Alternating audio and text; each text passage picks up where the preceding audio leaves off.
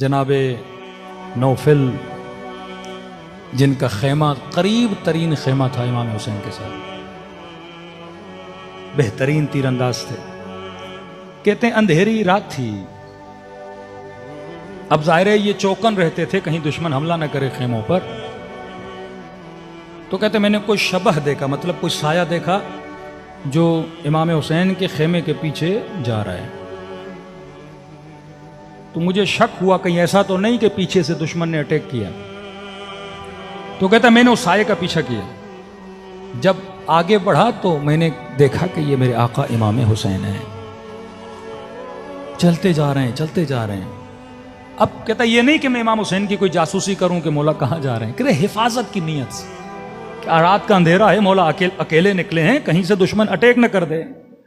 کہتا پیچھے چلتا گیا، امام حسین نے محسوس کیا کوئی آ رہا ہے، امام نے کہا نوفل تم ہو؟ میں نے کہا جی مولا۔ کیوں کر رہے ہو میرا پیچھا؟ میں نے کہا مولا پیچھا نہیں کر رہا، خوف تھا کہ رات کا اندھیرا ہے، آپ اکیلے چل رہے ہیں صحرا میں، کوئی حملہ نہ کر دے آپ کی حفاظت کے لیے۔ امام نے کہا گیا۔ جناب نوفل کہتے ہیں امام حسین نے میرا ہاتھ پکڑا اور ٹہلنے لگے ہاتھ پکڑ کے صحرا میں۔ اس رات کہتے ہیں کہ چاند نکلا ہوا تھا اور اس کی روشنی نے کربلا کی زمین کو روشن کیا ہوا تھا۔ اتنے میں امام حسین نے کہا کہ نوفل وہ دو پہاڑیاں نظر آ رہی ہیں؟ میں نے کہا جی میرے مولا۔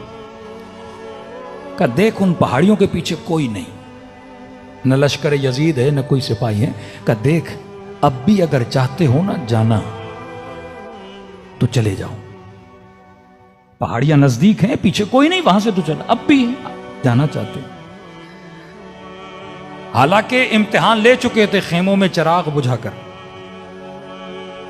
کہ شاید خیمے میں شرم آئی ہو کہ حسین کو کیسے چھوڑوں، ہاتھ پکڑا ہوا ہے، کہ اب میں خود کہہ رہا ہوں کوئی شکایت نہیں کروں گا نانا سے، کوئی شکایت نہیں کروں گا اماں سے، جانا چاہتے ہو چلے جاؤ۔ جناب نوفل کہتے ہیں مجھے اتنا دکھ ہوا، میں مولا حسین کے قدموں پہ گر پڑا، کہ مولا حسین مجھے موت سے کوئی خوف نہیں، آپ کو چھوڑ کے زندہ کیسے رہوں گا؟ حسین کو چھوڑ کے کوئی زندگی ہے؟ اور چلا بھی گیا تو قیامت میں زہرا کا سامنا کیسے کروں گا؟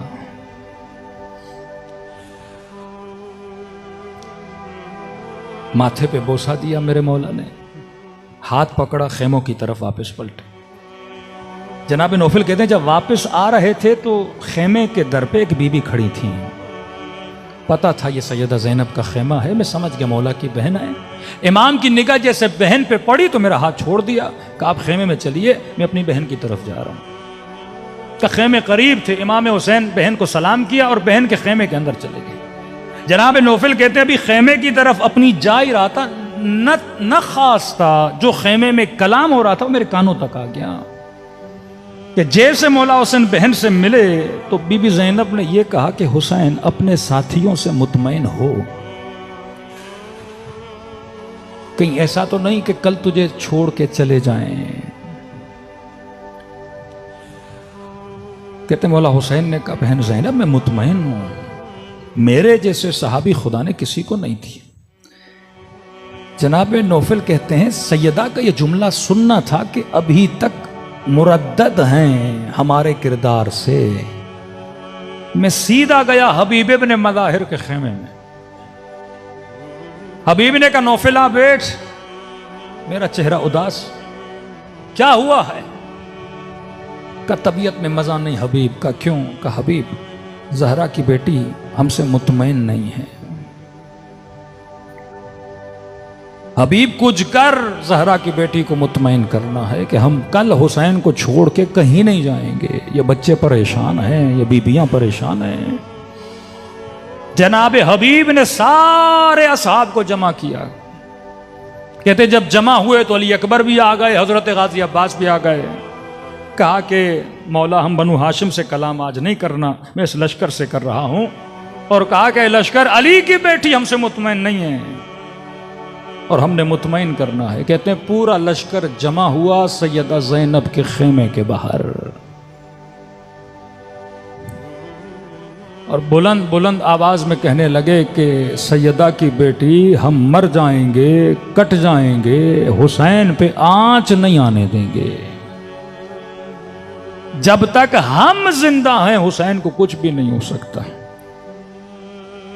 کہتے اس وقت سیدہ زینب نے ان تمام اصحاب کے لیے دعا کے لیے ہاتھوں کو بلند کیا، کہا میں زینب وعدہ دیتی ہوں حوض کوثر پہ نانا کو کہوں گی اپنے ہاتھوں سے تم سب کو پانی پلائیں۔ میرا کام ہے کہ اپنے امام کو مطمئن کروں اپنی زبان سے اور اپنے کردار سے۔